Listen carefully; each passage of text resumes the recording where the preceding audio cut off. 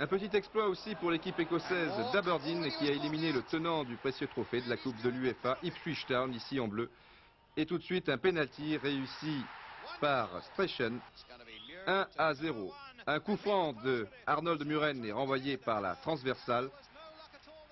Et Ipswich va égaliser quelques minutes plus tard, à la 34e minute pour être précis. Je vous rappelle qu'à l'aller, les deux équipes avaient fait match nul, un but partout, une faute indiscutable sur Gates et un penalty réussi par l'Écossais Work. Un but partout, donc égalité au total des deux matchs, mais Aberdeen va marquer deux nouveaux buts en deuxième mi-temps.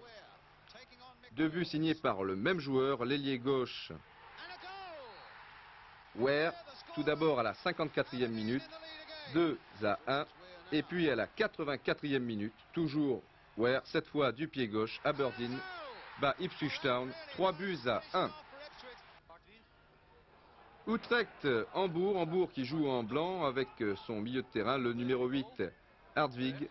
Hrubesch ne joue pas, mais au centre, il y a Milewski. 1-0 après 13 minutes de jeu. Je vous rappelle qu'Utrecht avait réussi l'exploit du premier tour en l'emportant à Hambourg. 1-0. Magat rapidement pour Mastrup. On retrouve le capitaine. Magat et un tir terrible de Vemeyer à la 25e minute. L'arrière gauche Vemeyer, 2-0. Corner tiré par Kals, tête d'Hardwig de la tête, 3-0. Hambourg est d'ores et déjà qualifié. Des incidents dans cette partie. Il y aura d'ailleurs deux cartons rouges, deux expulsés. Un côté néerlandais avec l'ailier gauche Kunters et un côté ouest-allemand avec le stopper Jacobs. Auteur d'ici d'un coup de tête, Jacobs ne jouera donc pas le premier match contre Bordeaux. C'est toujours ça de prix à l'ennemi. En deuxième mi-temps, Bastrup à la 47e minute marque un quatrième but pour Hambourg.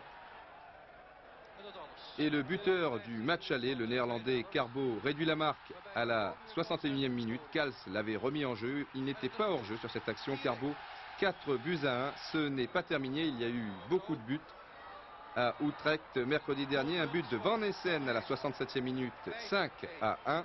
Un penalty de De Kruijk pour Utrecht, 5-2. Nous sommes à la 75e minute. Ce n'est pas terminé.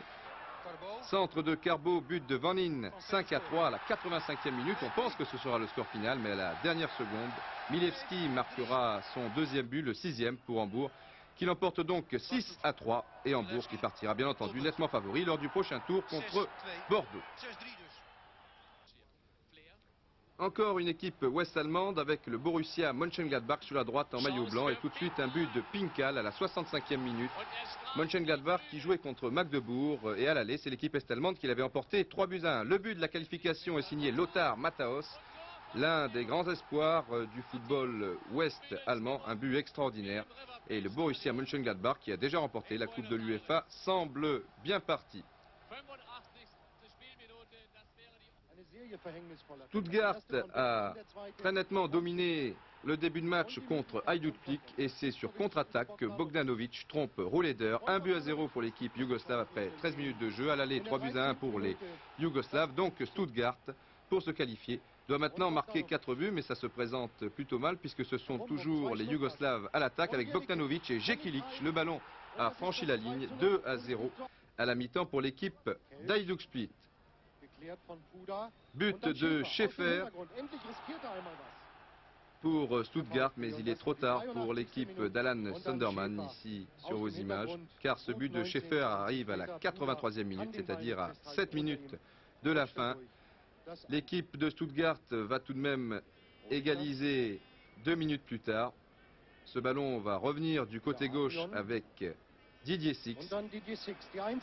Et après ce cafouillage, eh bien Dieter Müller du bout du pied égalise 2 buts partout. C'est le score final. Ça ne marche pas fort pour l'équipe de Didier Six qui a été encore battue à domicile cet après-midi en championnat contre Hambourg. 2-1.